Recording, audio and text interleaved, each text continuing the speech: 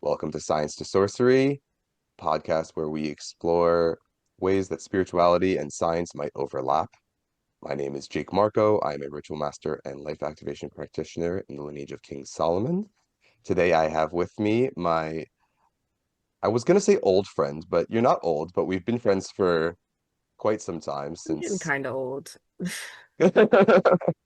So my good friend Sean McLaughlin, who works in project coordination in healthcare consulting.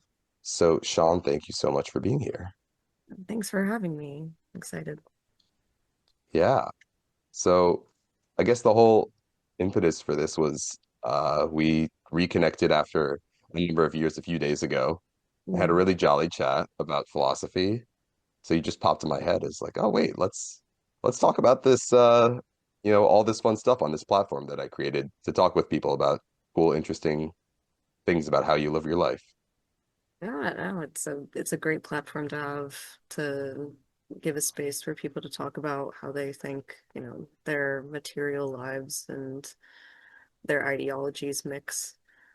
It's going to be great to hear all of your opinions on how you think science and spirituality are innately connected. Yeah, that's an interesting. I like the way you put that because it is like there is an innate connection between like when I first had sort of put this idea out for science to sorcery, I had this idea of like, okay, well, it's this spectrum from science to sorcery or to spirituality, and you have this sort of like line of two opposites. But the reality is they aren't really opposites, at least in my mind. Um, I am curious what your like just as someone who has very little context, like what your view of, what is science, what is spirituality, and where do they lay with each other?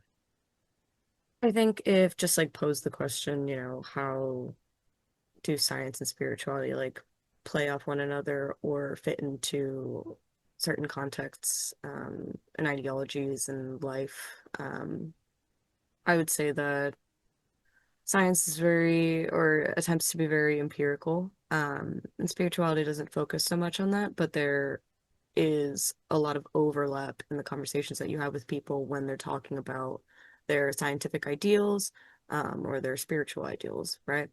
Um, Especially when you're talking about like the physical versus like the metaphysical.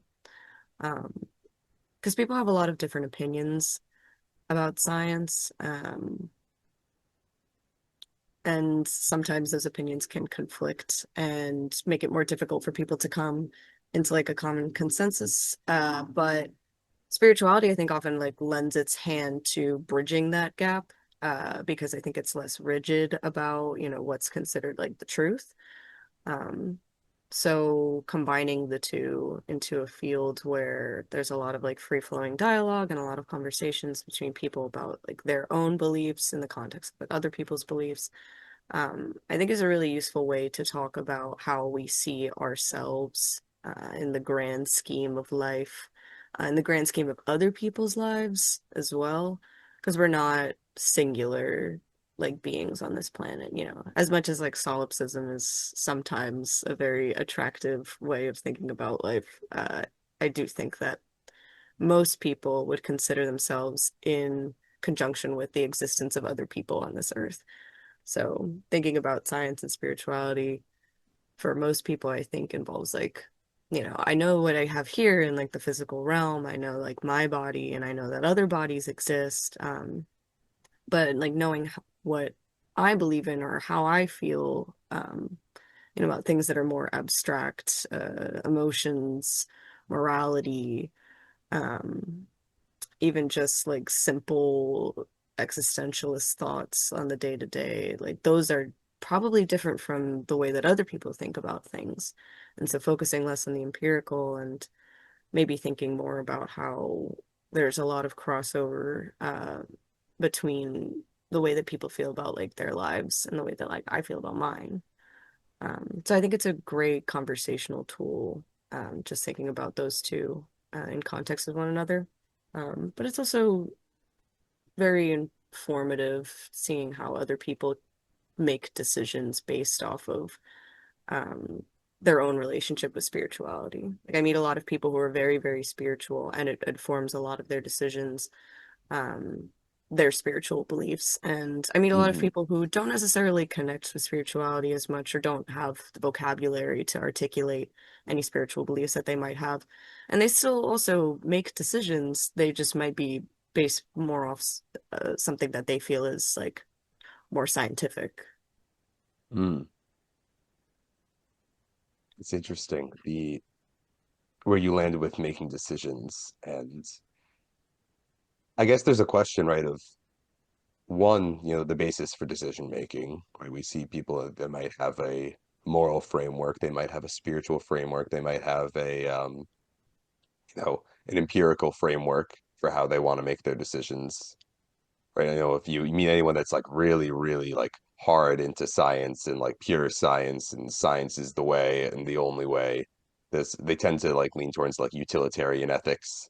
Like you could put everything in a I math love equation. utilitarianism. It's so Yeah, interesting. yeah, it really is. And then there's the question of, you said like, are people aware of, necessarily what's guiding their decisions? And then there's the question of like, is everyone even making decisions?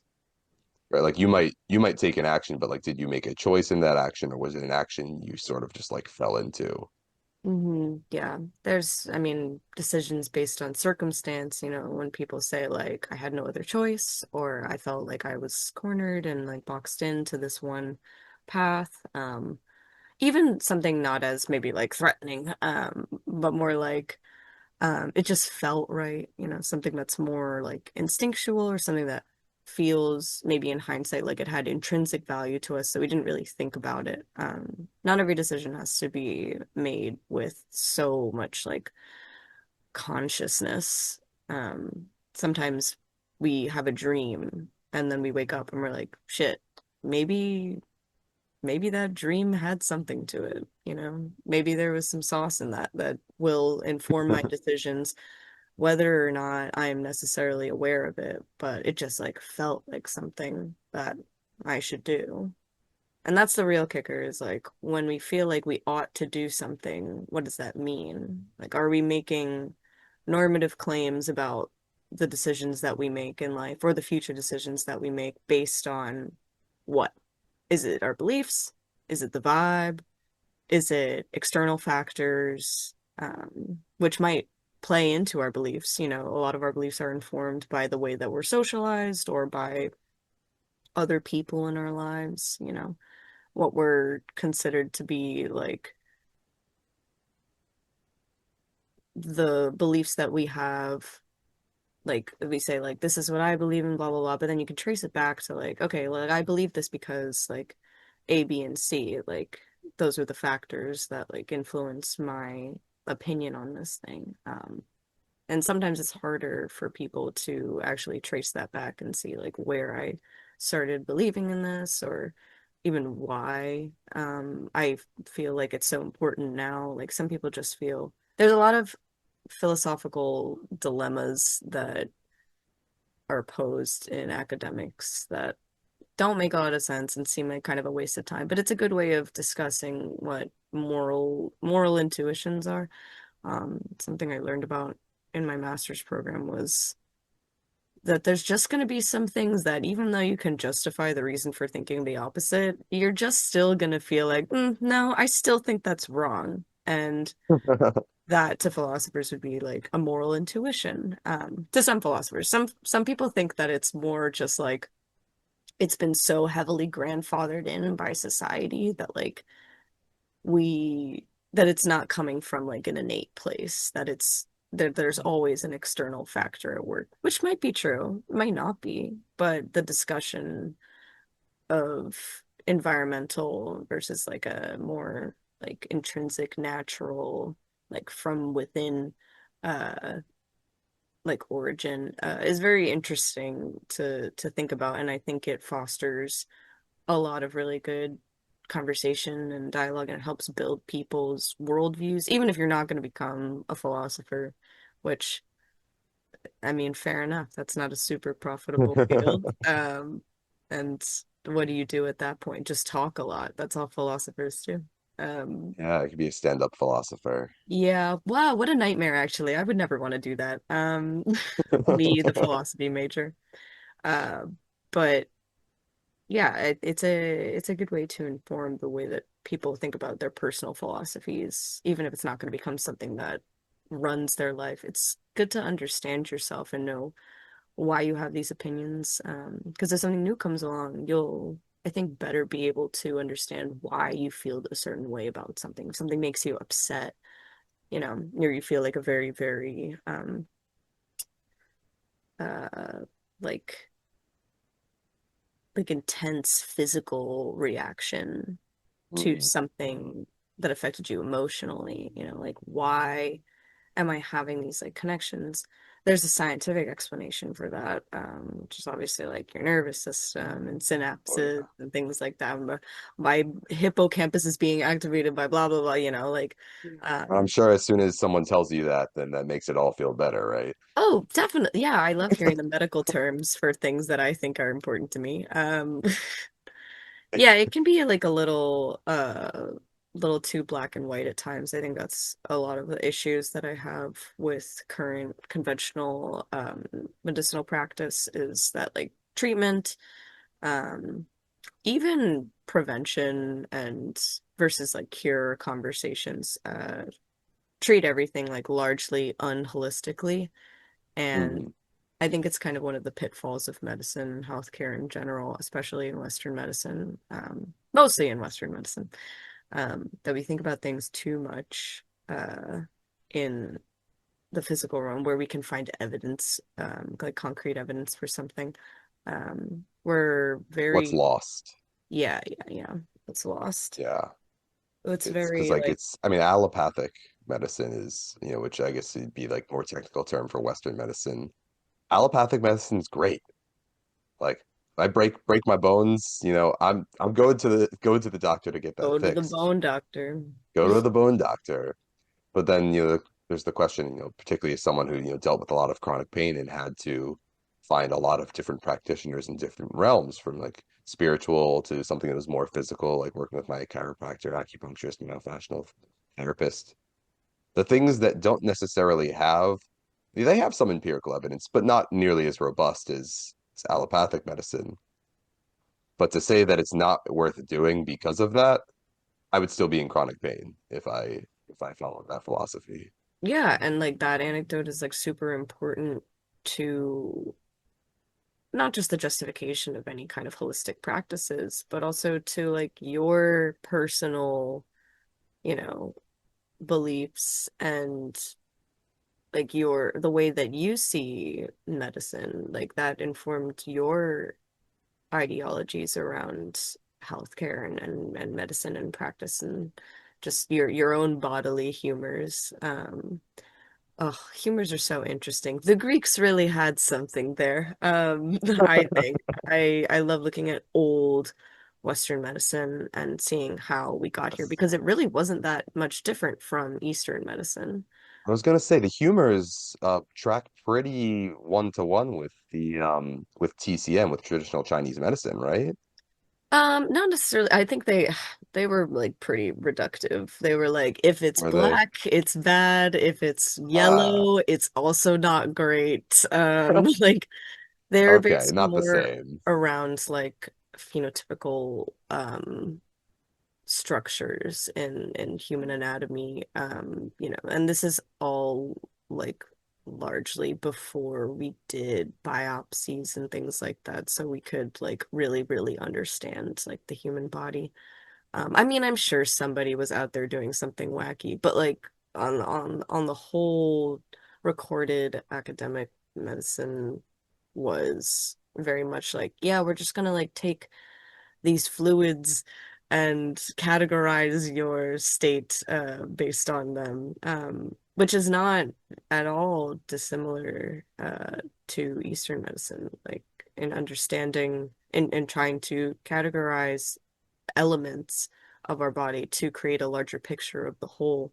And that's all really medicine like strives to do anyways, right? Is like take small parts, take anecdotal evidence, take uh small cases like base by base and create like a bigger picture so that we can apply it to future instances. You know, I broke a bone in Mm. one way, but you broke a bone in another way. They both can't be resolved by the same way, but it was the same bone, you know. So we're creating a bigger picture using like the similar elements. And it's a lot of Eastern medicine also, you know, deals with applying a spiritual framework to those elements.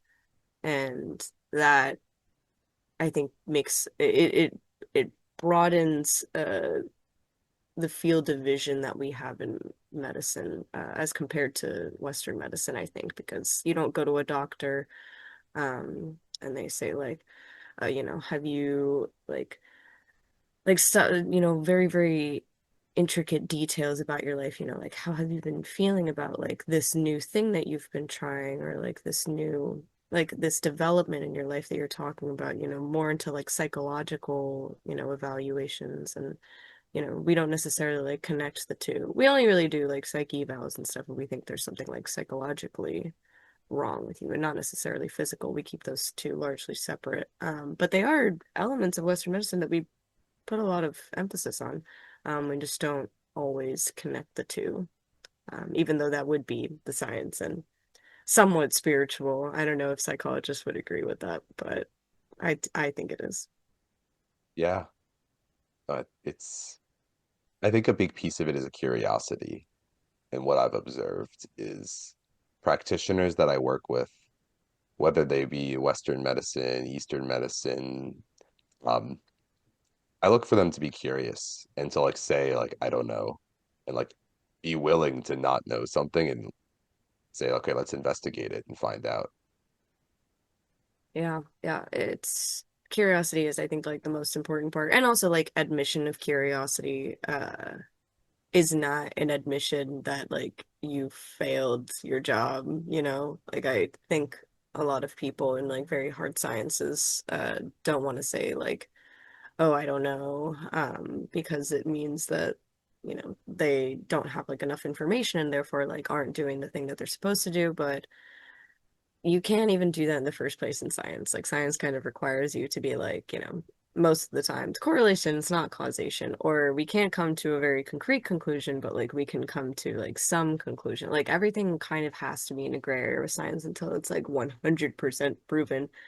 And even then, like your confidence levels will be different in certain studies, and you know, we can get into the statistics nitty gritty, but at the end of the day, it's very like it's very important for scientists to be aware that your answers might not always yield the results or the information that you wanted from them, and that's okay. You've done an experiment or you've done a study, and it's good to have more information in the world in general based on, you know, this scientific method that the tried and true, tried and mostly true, methods of figuring out why our bodies are the way that they are, why our minds are the way that they are. But the human body is so complex. We knew that from the start. So to think that we're going to figure out everything all in one go is pretty ambitious. Oh yeah. A lot I of mean that it's ambition is good, you know. It's good to want to get information. It's good to want to there's like really, really specific, like hardline scientific studies and experiments that are really, really interesting to me because they seem to not deal with the spiritual at all. Like they're going like into like the Human Genome Project and CRISPR and stuff like that is very much working in like the very minute details of the human body. Like when you're looking at a codon, like it's a small like this one of the smallest pieces of like the human structure like above an atom, you know, like hmm it's it's so hyper specific to like human beings and to research on human beings that it doesn't seem like there's any room for spirituality. But then if you ask someone who's like working on, you know, something in like gene editing, like, oh, so can you explain, like why this like genetic variation results like in this element of a health outcome. And they say like, I don't know. That's not necessarily to say that it can be attributed to another ideology like immediately, but you can at least assume that there's more room for conversation within that to find alternate explanations that might resolve like that discrepancy to give us at least a little bit more for like there's always room for more research. There's always room for, you know, more information that we can get from ourselves. And I think that's a really beautiful thing about the human body is that we just probably will never know everything about it. Like there's too much shit going on to actually ever get the full picture. And it's a little scary because we don't like the unknown inherently. But I mean, it's it's kind of what you're hitting on is there's so much to know, and the question is what's worth knowing. mm, I think that's the big question. honestly, I think Because everything's worth knowing, but it's possible to know everything. So with those two premises, how do you want to like see what's most worth knowing? most worth? Well, Like it's the what's the implication. priority, I guess, is the question. Yes. So there's the implication that we ought to try and learn the things that are most worth it to us, right? Which if you want to follow it, awesome. I don't necessarily know if everyone should. I wouldn't like prescribe anybody and say you should know only the things that are like most worth knowing because that I think opens up a whole new argument. What is worth like the most? Is that what's worth Mm, the most to me? Is that what's worth the most to society in general? Like, are we all going to take a vote? Um, what's yeah. worth the most to my family? Like the way that I'm Mm. raised, like what are the values that are like most important to me? And therefore, like what am I going to spend the rest of my life trying to understand or achieve? What's the information that I find most valuable based on the information that I was given? Like it's a little cyclical, right? Oh yeah. I mean, I guess that's in my mind where the spirit comes in. Um, is like these kinds of questions. Like to me, spirituality is like its most simple is the path of knowing thyself.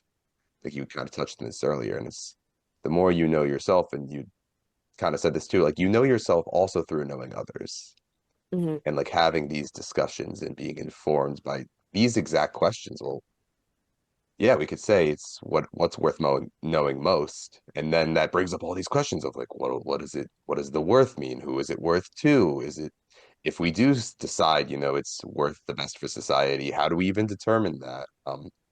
I guess to me, that's the value of having spirit in your life, because it's the more you work on knowing yourself and like your truest, I was gonna say goodest, best self. Um, I think the more you can get towards that answer with clarity. Mm. Yeah, and I think for some people, like working towards that answer, their goodest self, like if that's what the best means to you, the self with the most good, then that's what you feel like you should work towards because we're thinking that like we want to be the best versions of ourselves. I think well, no one's out here being like I should be the worst version of myself. But and that's cool too, I guess. I don't know. But Yeah. there are certainly people who think like, well, it's not so important to me to better myself. So there's no need for me to go out of my way to do the things that I think like are good. But I do think that there's a certain internal pressure that we all feel to better ourselves. And to embrace that and to like, move through that is to tell yourself, I ought to start living my life in accordance with these values, like, and then you start getting into less about like the why I have this value or why I want to pursue it and just how am I going to do that. And I think that's where a lot of people get stuck in the weeds, right? Is because there's a lot of roadblocks to getting what we want because everything is Oh really yeah. difficult. Yeah, absolutely. And if since it's difficult and you're gonna have to put a lot of effort, it behooves you to put your efforts in the right direction. Yeah. So like asking these questions and finding what is the right path. Like what's the actually I wanted to touch back and it's related to what you were saying earlier about the codons and being this like fundamental, like really the fundamental unit of life. For anyone listening that's not familiar, codons are a series of three amino acids, or not amino acids, sorry, nucleic acids. They make up your DNA, and it's like the smallest unit that can code, essentially like create information, distinct information for building up life. And what's so interesting, I'm glad you mentioned it because it's like, is there like a spirit in there? In my spiritual path, absolutely. Um, when I do, like when I have see a client for a life activation, like what very, metaphysically, mechanically, what we're doing is I'm actually lighting up, bringing more life, more light essence, more good into codons. So we actually call these like codons, like spiritual codons, which are sort of like lighting up the blueprints. It's very analogous in the same sense, right? The codons physically, their DNA is the blueprint of life. Your spiritual codons, as I understand it and work with my clients, what I see in them and I've seen in myself is your blueprint of like the path of your life that brings the highest good becomes more clear. Mm, Um, so like for myself, what I saw was I had my intuition was towards the things that would bring me the most joy became a lot stronger. And I started to follow that more. mm. Do you feel like the joy that you felt like informs the way that you navigate like this blueprint of life? Absolutely. I mean, it's one of my teachers, Sovereign Epsissimus Dave. Sovereign Epsissimus is just a title. And essentially, he's worked very hard on knowing himself. Um, and he will often say to us, judge it by its fruits. Like, how do you know what's good, what's right? Do it. See how it turns out. And if you are creating more joy in your life, more peace, um, then it sounds like you're going in the right direction. Keep doing that. Yeah, I mean, I think it's a really beautiful way of going about life. And that itself like is going off of like empirical evidence, you know? So it's a very scientific way of going about things that people don't really think about when it's something that's, not biology or chemistry or something like that. But in the same way that spirituality can lend itself to science, science always lends itself to spirituality. We have means of discussing uh, evidence, different variables that are informed by the scientific method. We have evidence from various scientific fields that inform, you know, how we might feel about something like emotionally or how like external factors might affect our emotions, how we're not always in control. Um, that's always something that I think about is between science and things that are hovering, maybe encompassing or adjacent to science.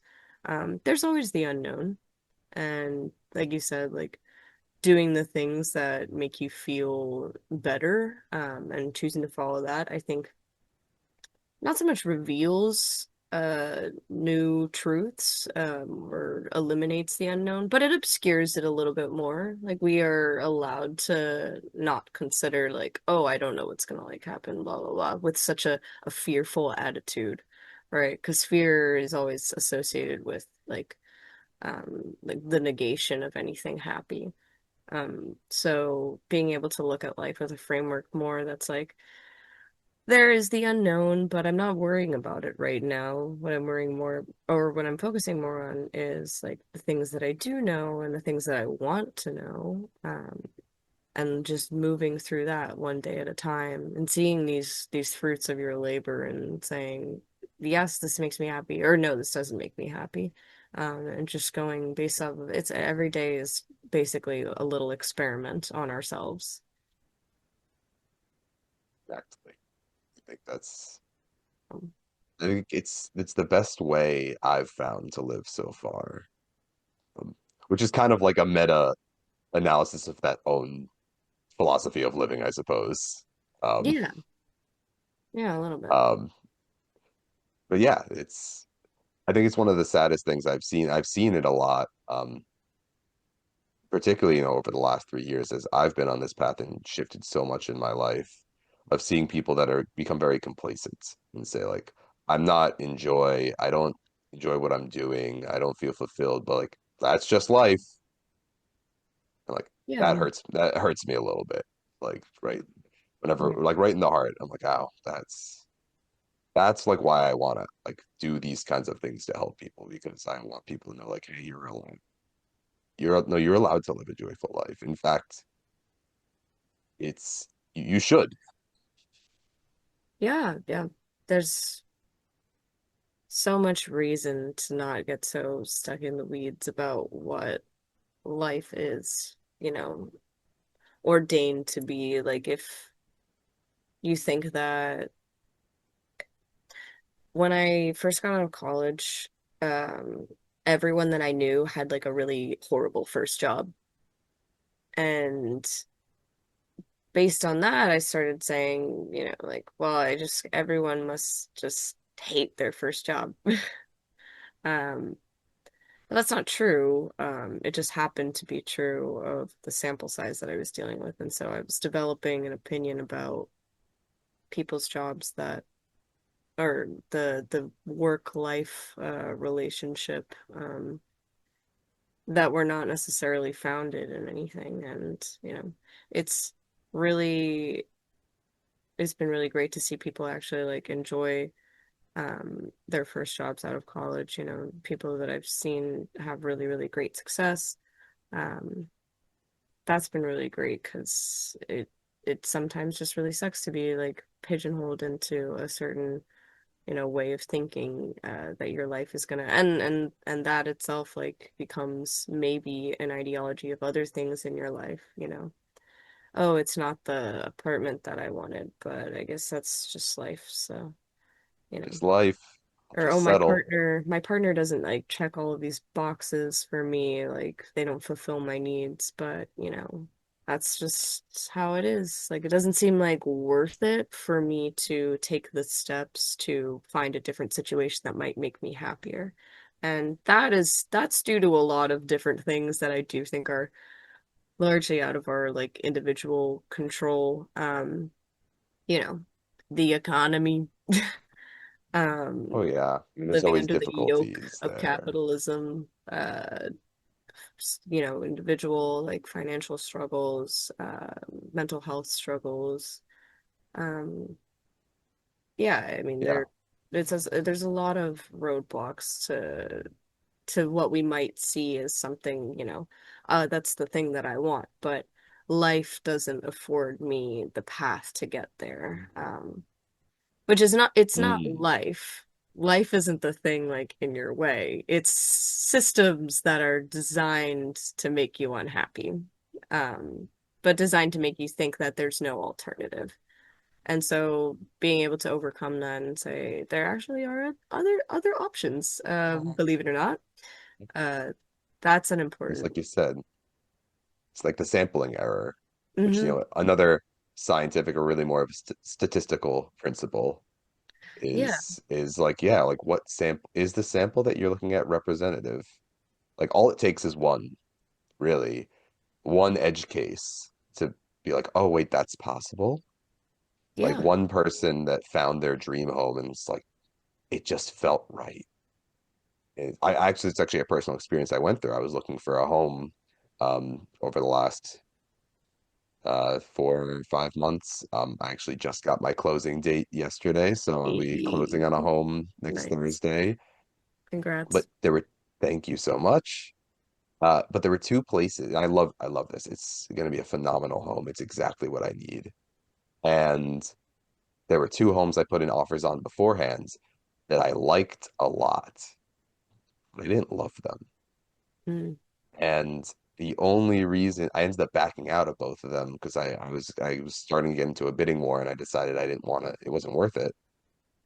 Because both times the whole reason I put in the bid was because I had tricked myself. I had said, "Oh well, no, this should be good enough." Yeah, well, I might not find anything better, but in the back of my mind, I'd met, you know, when buying a home, I think there's a large sample of plenty of people that been like, "Yeah, no, I walked in and I felt it, and this was the place." So I knew it was possible, and that's the reason I kept chugging along until I found this place. And I'm like, "Yeah, no, that's it." Now my brother's looking for a place, and we had the same conversation when they found a place that they really liked a lot. And he's like, "Doesn't sound like you love it." mm. Yeah, there it's funny the way that probability works, based on how we see it, right? It's like you say, well, I don't really think that I'm gonna get like a better option than this, or the odds of me getting a better option of this like aren't really like I don't think they're high based on, market, you know, location, things like that.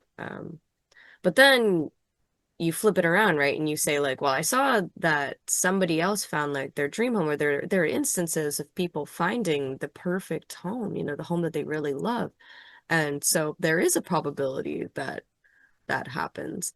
And it's all about talking about like, you know, the odds aren't good versus like there is a chance, right? Like those are two very like starkly contrasted definitions of like the way that we like view statistics in our like normal lives. Like Uh, everything is a roll of the It's the dice, same but numbers. it's the same numbers. It's the same And numbers, the but reality is the same, but you're able to shift it based yeah. on, you know, your your Hmm. subjective view of it.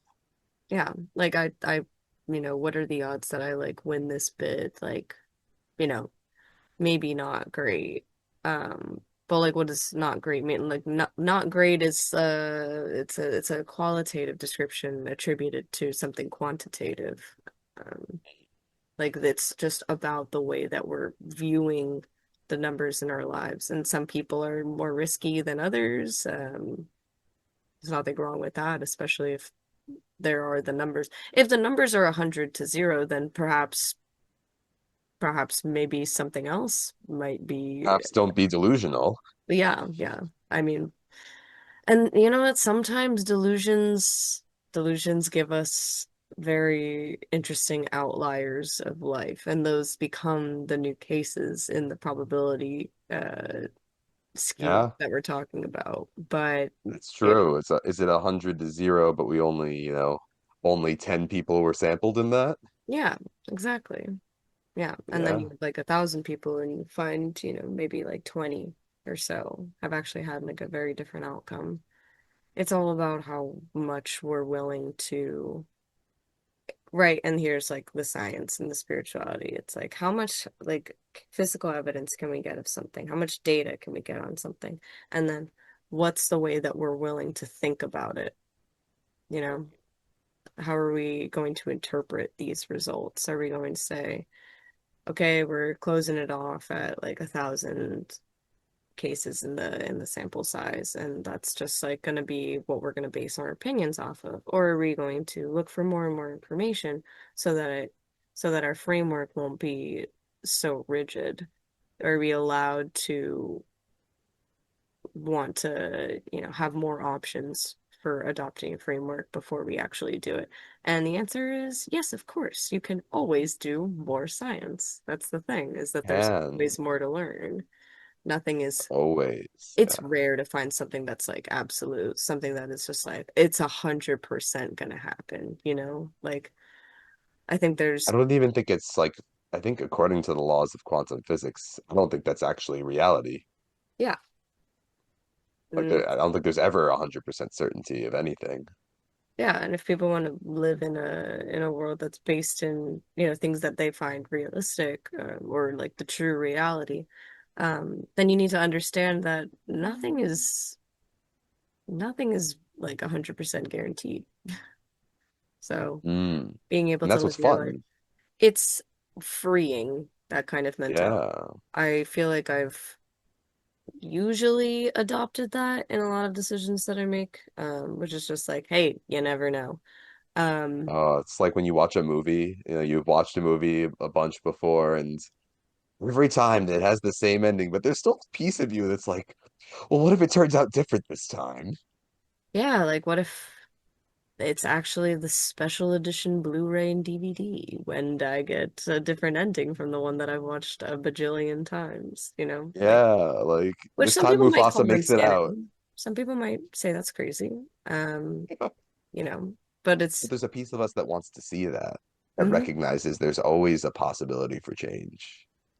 Yeah, in real life world consequences, there's always room for something to change, and there's always room for our minds to change around that thing. Somebody might like find all these outliers and be like, no, I like still have like this opinion, that like the odds are bad or that the odds are good or whatever. And that's fine. That's just the way that you view that certain instance, but I think it's limiting for people to try and adopt that framework for, cases with similar numbers, just numbers, um, for everything, right? Like it's like, okay, well, I was like not super successful in like school for these few classes and I needed these few classes to apply to this like certain fellowship or whatever. And the odds of me getting into the fellowship now are pretty low.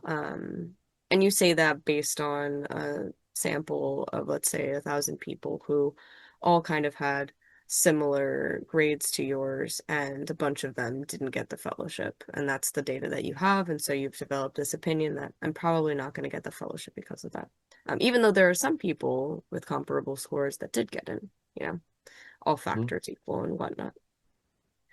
And then Yeah. you do a different thing, right? Like you go to like a soccer drill camp and you're like doing soccer drills and stuff like that. And you're not doing very well on the drills. And so you think the odds of you being like what's it called? I almost said casted. Ugh, not the theater of it all. Um, Like Matt assigned to like first string or something, mhm, like mhm. the odds of you like being able to play in the next game Yeah. are not that great based on like, your other teammates or whatever data that you've gathered. And so you think like the odds aren't that great. Like those are very different situations in your life. You're obviously allowed to have whatever opinion you want about those things, whatever framework, but it shouldn't follow that through these like sets of like logistical assessments, you're developing like they're for a lot of people, I think there's like a theme of developing a framework that's like largely negative when it comes to the Mm-hmm. odds of achieving success, right? And it's all I based on mean, that's, numbers. yeah.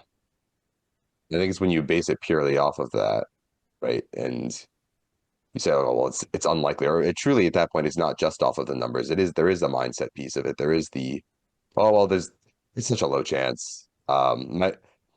Might as well not even try. And now suddenly you've actually like you've collapsed it. I mean, if we're talking about quantum physics, right? You have this, sort of it could be either states. You could get Mhm. in or you could not get in, and there's probabilities of both. And then you say, well, I guess I'm just not going to try then. Yeah, Not so even going to apply. you've eliminated that timeline from the existence by closing yourself off to it. So at the end of the day, what stopped you? Well, it was you. Yeah, it wasn't the odds, you made that decision. People say, "Oh, I have such a low chance. It's not even worth it." They're equating low chance with no chance, basically, which is Mhm. literally not the case because there are examples of people Yeah, doing the thing that you want to do in similar circumstances. yeah, and this where it comes back to what you were saying about fear earlier. It's like often, I mean, that's not always the reason, but it often can be a fear of failure or fear of wasting time or whatever it is. It's actually funny. It reminds me of it reminded me of just a very specific example from my own life. We had talked about this a little bit the other day of, when I was studying at Tufts. So I was studying to become a scientist and then realized that the path I was on wasn't bringing me joy. So I stepped away and took on a role focusing some training. Started to I wanted to teach. So I had talked to the department head about becoming a part-time lecturer, getting like a lecturer appointment to teach some classes. And I was so like I love teaching. It was going to bring me like it brings me so much joy. And I talked to her and she said, "Well, you need a master's in order to get a lecturer appointment. That's like the requirement." And that's why I was going to do my PhD program was to, get this advanced degree in order to teach at the collegiate level. And right, you look at that, and the requirement even says like 0%. If you don't have at least a master's, you cannot be a lecturer. I had a bachelor's. Um, However, circumstances were not set in stone. And because of the circumstances we were in, where I had been working in a very niche field and they had a need for someone with my experience to teach these classes, and they, knew that I had a passion for teaching and that I was going to do a good job, they were able to push some things through, move things around, and get an exception. And then I got appointed as a part-time lecturer, and I got to teach 3 semesters at Tufts, one which I actually created my own class from scratch, which was super fun. It's like, Very okay, cool. if I had not even tried and just said, well, it's not even worth asking, well, it looked like it was 0%. But like I said, nothing's set in stone. Mufasa might make it through the Lion King this time. So true. God willing. Yeah, the even though your chances were zero, like you still asked. Like there's no harm that comes from like asking except for yes, the expenditure of time. And that I think is one of the most important things to people, whether or not they're like thinking about it all the time. Time is affecting people all the time. And when people look really closely at their lives, they'll say, okay, yes, time is a very important thing to me. To whether it's time spent with my family, time spent with my partner, time spent bettering myself, time spent learning, time spent doing activities that like make me feel good. Like time is the resource that affords us the ability to yeah do this thing or do these things that make us um the version of ourselves that like we want to be. Like we need to spend time to get there. um Time to think about our lives, about the decisions that we've made, to be introspective. Like that also takes a lot of time. uh People are pretty stingy about time, you know. If they people weigh time against like one another, saying, well, I could be doing this, but I'd rather be doing this, or I'd rather be doing this, but I should be doing this. There's a greater than, less than relationship between our desires to do certain activities, right? Like we weigh how much we want to do something versus how much we want to do another thing, how much we should versus like shouldn't do another thing. And I think what's really lovely to think about, especially in my old age, is like that time is finite, yes. Um, but what's really impactful is the way that we spend it, right? Like the things that we feel, and the things that we learn, like that is more important than like the time itself. And people would say, okay, well, but you need to, organize your life around like being able to do those things. So you do need to consider time. And yes, I'm not saying like don't consider time at all. I'm just saying it's easy to get stuck in all of the all of the weeds about time when you're worrying about it too much. These days, I have like something to do pretty much every day. Um, obviously my silly little 9 to 5. But then beyond that, I usually have like one or two things to do after work. I rarely am alone, which is great. I hate being alone. Um, but the time consumed doing various things like is a lot. But then I think about it and I'm like, the time is being consumed either way. Like that's not my choice. And so being able to just like do something and like find meaning in that something as the clock is ticking, like when you're taking a test and you're like struggling between like answers to put, you got to put an answer anyway, right? Like, because if you leave it blank, the chance of you getting it wrong is 100%. And if you guess, then that chance goes down. So you're gonna have to put something anyway. So might as well just do something because the clock is ticking anyway. Like focus more on like the thing that you're doing in the moment or the thing that you found yourself doing rather than worrying about how much time you're gonna have to do that thing. I'm so glad you brought that up. It actually just sparked a memory of something my chiropractor said yesterday. Um, I was chatting with him and one of the other patients, and I had said something to the effect of, certainty is nice. Like, I really like certainty. Hmm. Well, in that example you just said, you can have certainty. You can be certain you will get the question wrong if you just choose not to answer it. Yeah. And so he challenged me, the chiropractor's like, it's not certainty. We like I think what was he say? He said we like nice or something like that, or some positive attributes. Like I want it to be nice. I don't want it to be certain. And it's like, yeah, it can become very safe in life to say, well, I'd rather have the certainty. I'd rather, I'd rather stay in the job that I am sure is gonna make me unhappy. Because if I get a new job, oh, it could be worse. Hmm.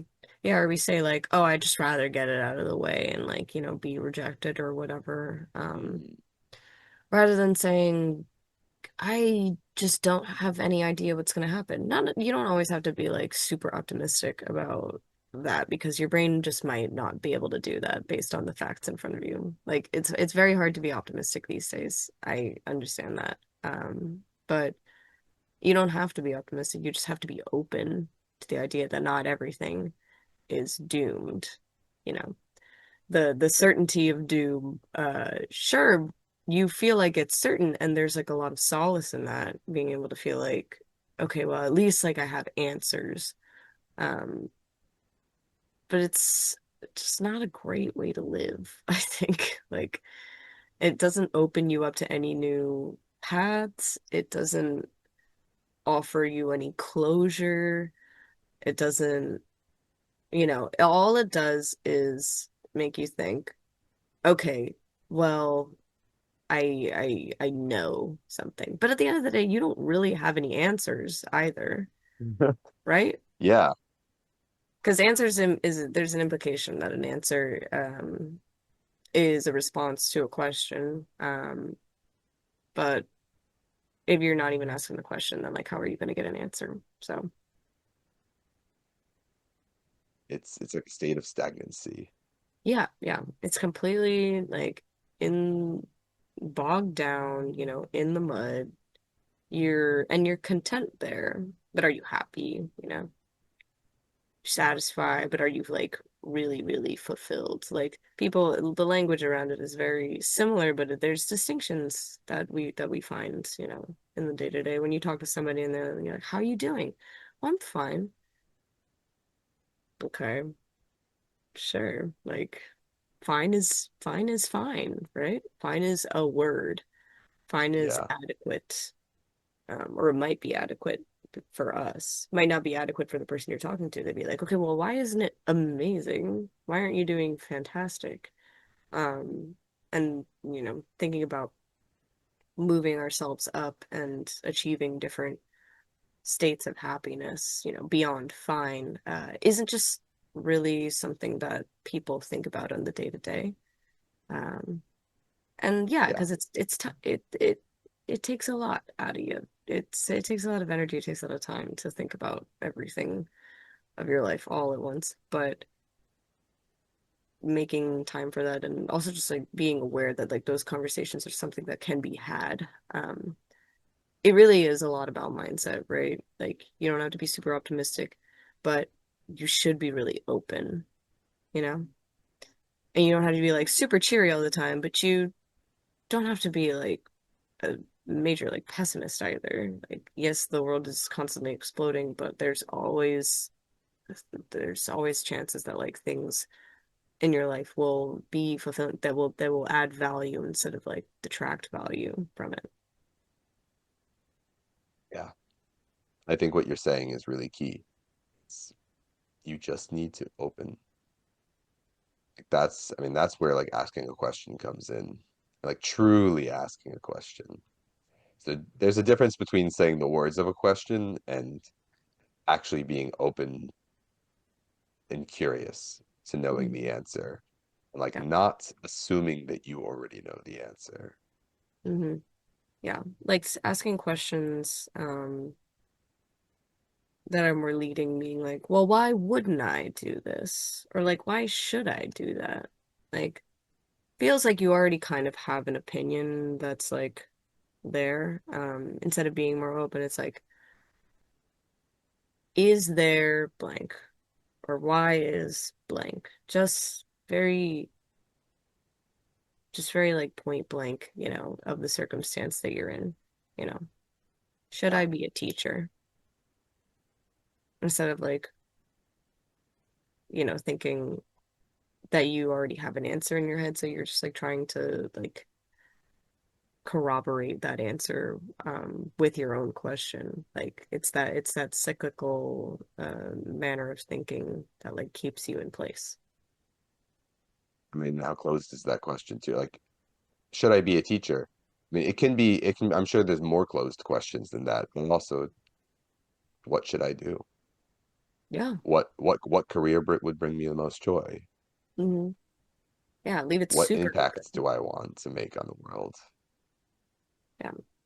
Having something really, really like free form as a way of like moving through life, I think is like probably one of the most like freeing things that you can do, just having like a more open mentality when it comes to like yourself and the people around you. Because it does affect everyone else in like from your perspective, as soon as you start thinking about yourself in terms of like, well, I don't really know the future, so like I can't predict, blah blah blah. So I'm just gonna leave myself open to these options. Um, then all of a sudden, like it's very hard to criticize other people around you for, maybe doing the same thing, or you might become more inclined to encourage somebody to adopt the same manner of thinking because have found so much value in it yourself, you know. Yeah. If I might steer the conversation then towards back towards science a little bit, um, there's this concept, and you might be able to help me on this. I always forget which is which, but there's the concept of inductive versus deductive reasoning. Are you familiar with that? I know deductive reasoning is inductive. So one of them, I always mix it up. One of them is where you create a hypothesis, then you go out and collect data to either prove or disprove that hypothesis. Um, the other one is where you go out and you collect information, and then from that information, you create a essentially you go without the hypothesis, and usually it's like in the terms of like I've observed a problem or something like that that I want to solve, and I'm going to go collect data on what this problem or issue is, and now I'm going to have a conclusion on how we can change that. I think that's inductive, You think right? the latter is inductive? Yeah, I think deductive reasoning is like Sherlock Holmes type shit, right? Mm, yeah. And I don't want to say which one is which because then I don't want to get it, I can get it wrong, I suppose. Right, Either right. way, the one that where you create the hypothesis first, that was where I got very tired with science actually when I started as a scientist. And Mm, I don't know if I quite realized at the time, but it was so exhausting to like come up with an idea, And then I would constantly be creating experiments and trying to get that result. When we talk about like sampling and you make your choices on how many samples do you get, like that's why science has a inherent morality to it. Because if you go in with your own ideas, your own conclusions about what the answer is going to be, um, that to some degree kind of has to shape the experiments that you're creating. And for me, at least, it was exhausting. I didn't enjoy that work, and I'm sure there's still value to it. Um, but in my current job, when I first started, I was talking to my mother about it, and she's like, "Oh yeah, it's so interesting. Like we had this problem. I'm going out and I'm collecting data, and then I get to analyze the data and like figure out what's going on." And she's like, "Well, isn't that just the same thing you were doing when you were a scientist? Like you Yeah. didn't enjoy that." No, I mean, Now, I can understand that perspective. yeah, but it was different because this time I wasn't going in with a conclusion. I didn't say like, "Oh, I think that." Um, you know, it's taking really long. I work in manufacturing. I didn't go in saying, I think the answer is that it's taking really long to get our, kits with all our parts ready for our assembly, um, because of, people are taking too long tying their shoes in the morning. Mhm. Like that, I didn't go in with a hypothesis. I just went in and said, I know there's an issue. We aren't getting our kits as quickly as we need to. Um, so let's just collect some data and find out and explore. And to me, it was a much more open way of doing science. Um, Yeah, it's definitely more open and has um less rigidity to the structure. A deductive, I think, is like largely more scientific method and you know, you set out with a purpose. Well, you set out with a hypothesis, and I think oftentimes that's deemed the purpose. But with inductive, it seems like the purpose is just like to like find stuff.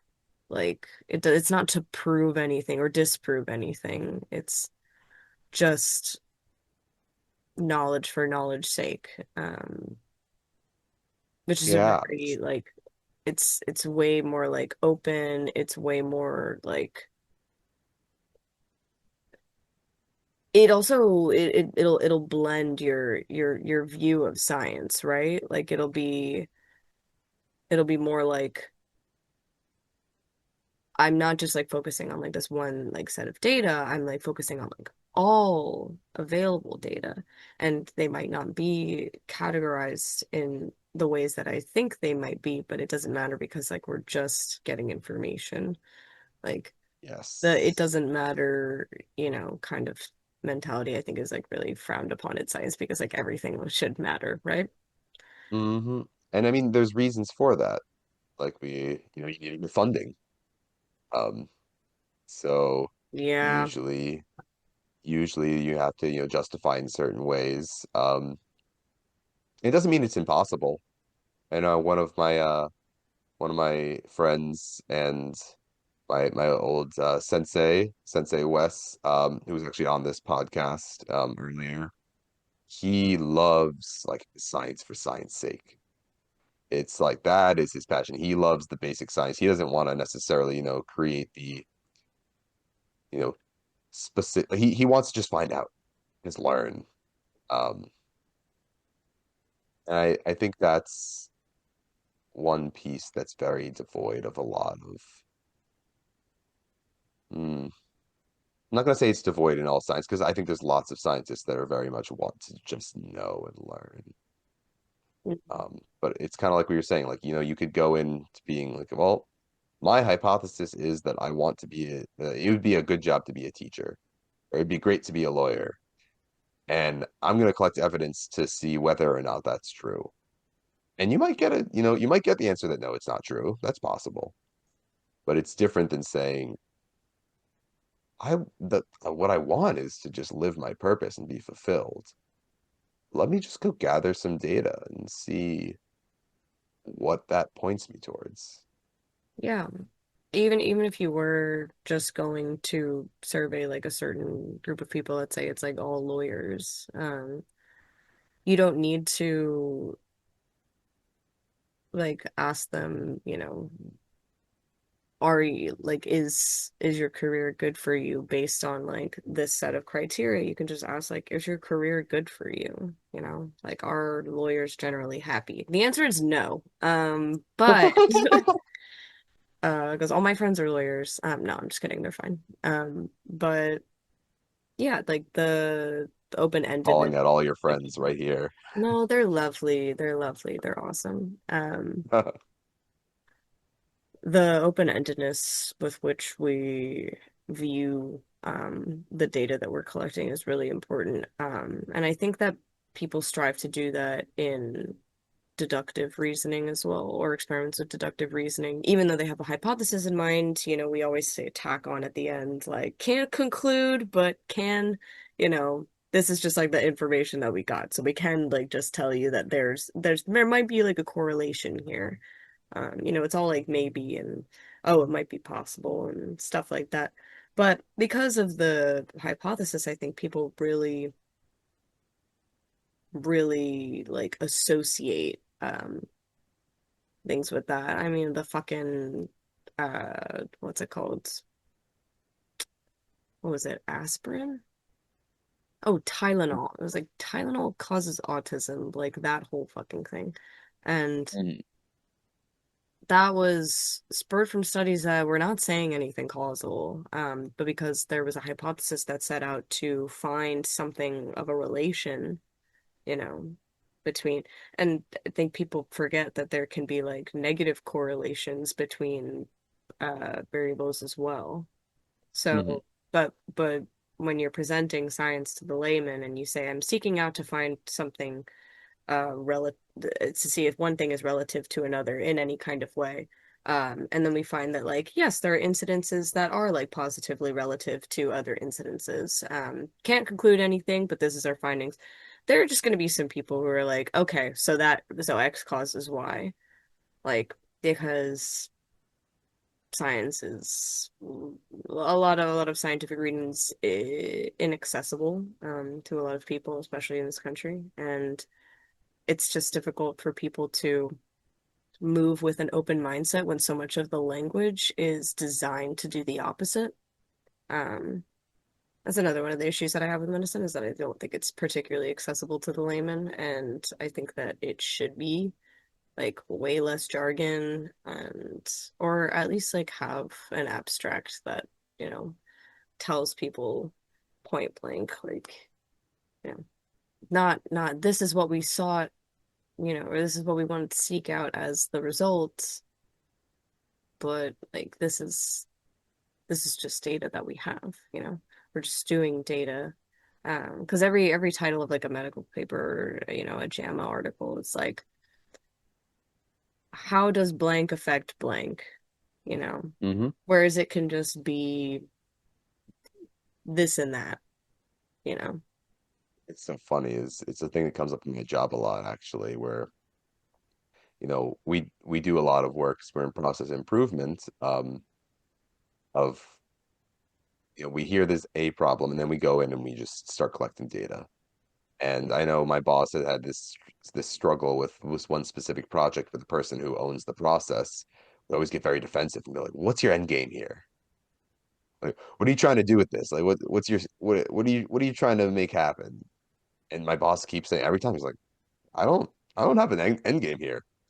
I'm trying to just collect data and find out what's happening.